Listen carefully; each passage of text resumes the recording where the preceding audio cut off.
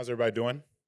Good, good, good. It's good to be back at New America, a place that has been so formative for me. I think so many of us remember it because it was the place we were right before COVID. We were just like using a lot of hand sanitizer and being like, "That's enough, right?" Um, and Van is at the bar being like, "I don't know, y'all." Um, so it is imprinted in my memory in so many ways, but.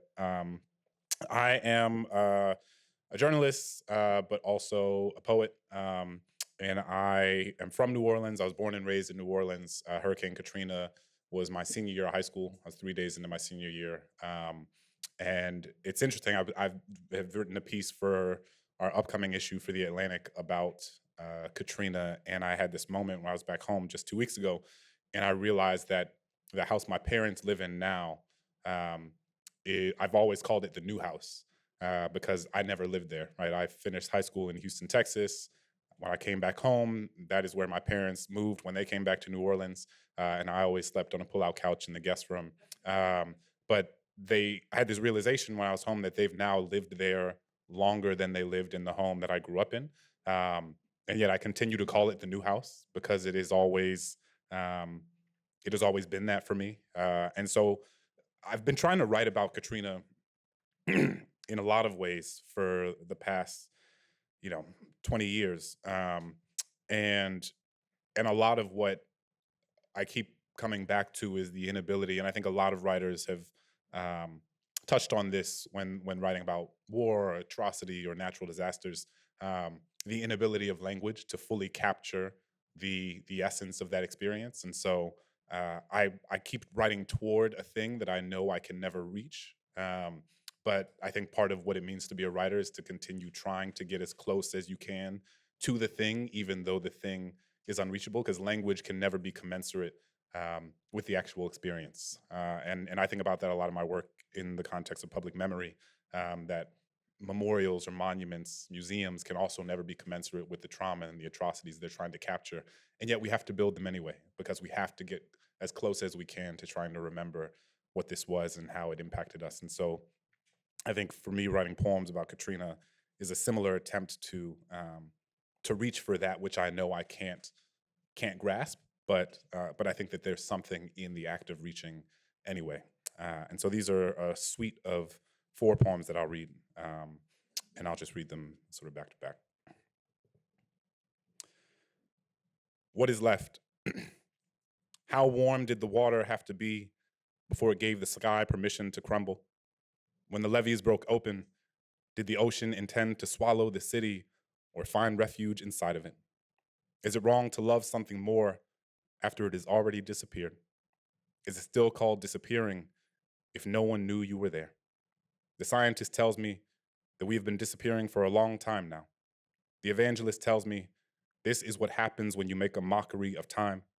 The television tells me this is really the best thing that could have happened to a burning city. My mother was born in a city that is asking how this happened.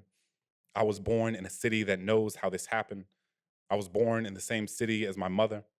I was born in this city which I am told makes it mine. My father was not born in this city, but has lived here longer than I have been alive. Can you claim something as your own if you don't remember how you found it?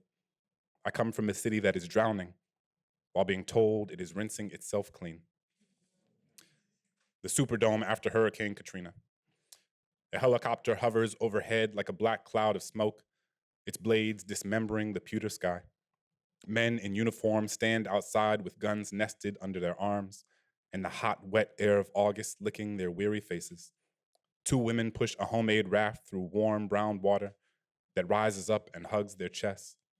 There's an old man inside the raft who once was a stranger to them, when such a word meant something other than, please help me. Inside, children are running across the emerald turf, jumping through the rings of light that spill from the sky onto the field, their small bodies sprinting between the archipelago of sprawled cots. There is a mother who sits high in the seats of the stadium, rocking her baby back and forth, her voice cocooning the child in a shell of song. Before desperation descended under the rounded roof, before the stench swept across the air like a heavy fog, before the lights went out and the buses arrived, before the cameras came inside and showed the failure of an indifferent nation. There were families inside, though there were some who failed to call them families. There were children inside, though there were some who called them a more callous name. There were people inside, though there were some who only saw a parade of disembodied shadows. Here nor there. New Orleans is a bouquet of pixelated memories, a caravan of embers that refuse to turn to ash. I have tried to write these poems before. You know, the ones about the infamous storm and its majestic violence, the flood water that swallowed a city and then sat still as night. I think often of the things it took from us that we'll never know we could have had. Counterfactuals have always been a bed of thorns in a room with nowhere else to lay your head, to imagine what could have been but never was. Christmases with my children in the home where I once opened presents, kicking a soccer ball with my daughter against the same playground wall where I imagined a life of goals and glory. That home is now silent as a sky of smoke. That wall is no longer a wall, but a smattering of bricks in a lonely field. I tremble at what I already know is likely, that my children will not know this city beyond the holidays and funerals that bring them here, that I no longer know the city that I have always worn like a tattoo. Nostalgia is a well-intentioned wound. I still remember the city as something it was kept from becoming. I'm still looking for a language not covered in ash. I'm still mourning for the loss of a life that never was. All at once. The redwoods are on fire in California. A flood submerges a neighborhood that sat quiet on the coast for 3 centuries.